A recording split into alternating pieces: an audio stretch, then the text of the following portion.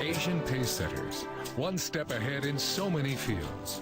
Who are these talented men and women? And who are the new Asian aces, the hope of tomorrow? Asian aces. Ace is Asian. Ace, Nishantha. New ace, Warattei Harito. Ōsaka. In this long-established city of merchants, nothing carries a higher value than warai. A direct translation would be laugh or smile, but Osaka's warai goes beyond that. It also denotes the act of making someone laugh. By the 17th century, Ōsaka was packed with rival merchants. For them, a witty pitch was at least as important as a product's quality. Make a customer laugh, and you'd loosen their purse strings. That was the power of warai. The culture of warai has been passed down for 400 years, and Ōsaka now has 10,000 warai professionals. What are they selling? Laughter itself. Ōsaka is the toughest market in the world for laughter merchants. Here, deep in Ōsaka, a warai ace is recording a regular TV program.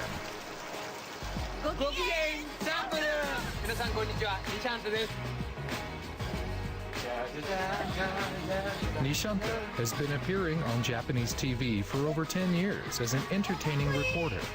He's so popular that his face even appears on city buses.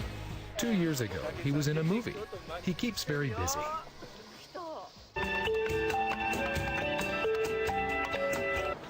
I am often asked, at what moment am I really myself? But it's me all the time. 22 years ago, he came from Sri Lanka to study business administration and graduated top of his class. He's even written a book on economics. So how come he's a laughter merchant? Well, the idea underlying economics is to make people happy. That's the basic concept. I myself am trying to make people laugh. So in terms of making people happy, I really think there are some points in common. Warai, too, is about making people happy. And out of all the different approaches to warai, the one that got him hooked was Rakugo.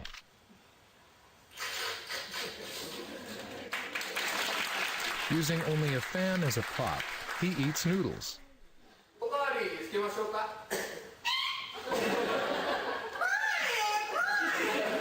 A slight tilt of the face, and his persona changes. He's having a conversation. With a history of 400 years, Rakugo represents the summit of the art of warai. The performer sits alone and tells a comic story set in Japan's good old days. It's an extremely tough art form, but last year, Nishantha achieved something incredible.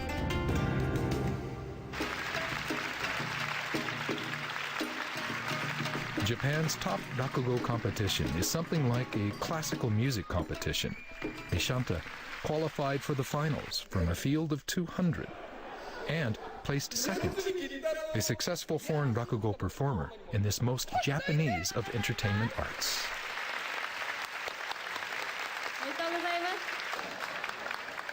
Chief judge was Japan's most celebrated storyteller, the Grand Master of Rakugo, Katsura Sanshi. What is his take on Nishantha's Rakugo? Nishantha really is talented. He's especially good at capturing Japanese culture as seen from the outside, or an outsider's infatuation with Japan. I also think he's much faster than Japanese at actually learning the art of Rakugo on the job.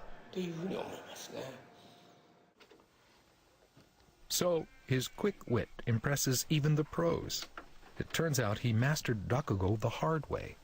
He watched videos of the masters and wrote down every single word they said.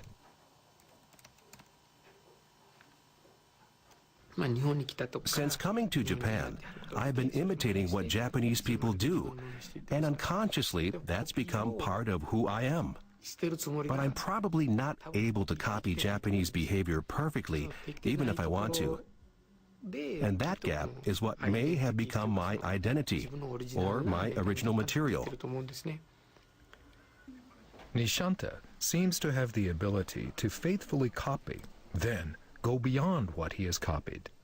This ability to build on Rakugo's 400 years of history is what makes him so valuable.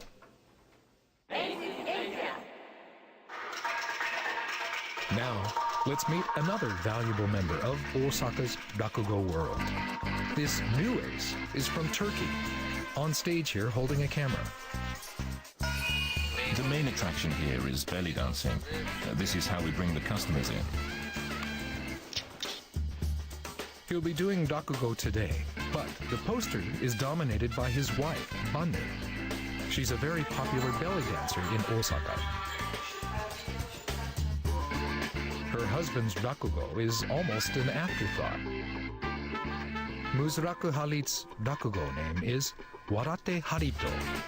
He's a graduate student at the prestigious Ōsaka University. His research topic, you guessed it, Rakugo.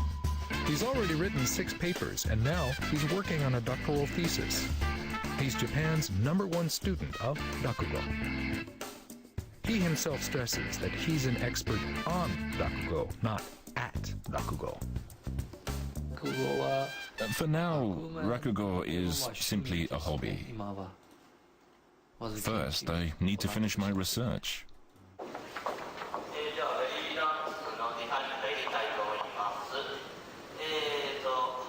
This evening, he's had no time to rehearse his material. Unlike Nishantha, he's still seen as an amateur. It's time to let the audience in.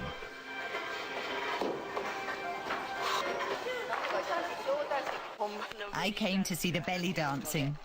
The belly dancing. I'm afraid the Rakugo comes second. A bit hesitantly, Harito launches into his performance.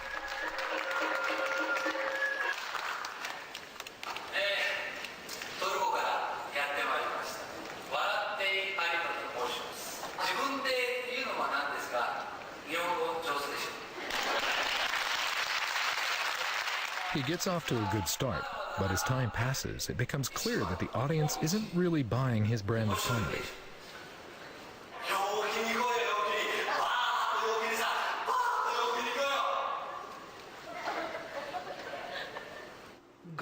I don't think people go easy on me just because I'm a foreigner. In fact, in some ways, it may be harder. He does get a little laughter, but to be frank, it's only because he's a bit unusual.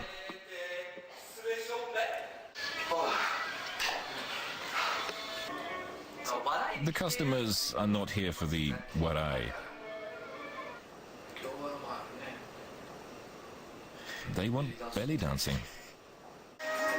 Sure enough, when the time comes for the belly dancing, the hall fills up. For a foreigner, Rakugo is a really tough line of business.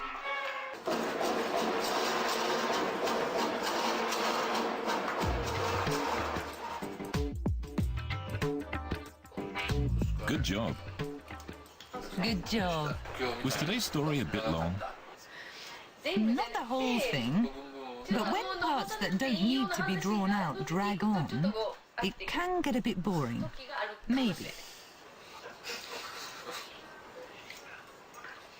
No holding back. Harito is about to enter his first competition, the National Student Rakugo Contest.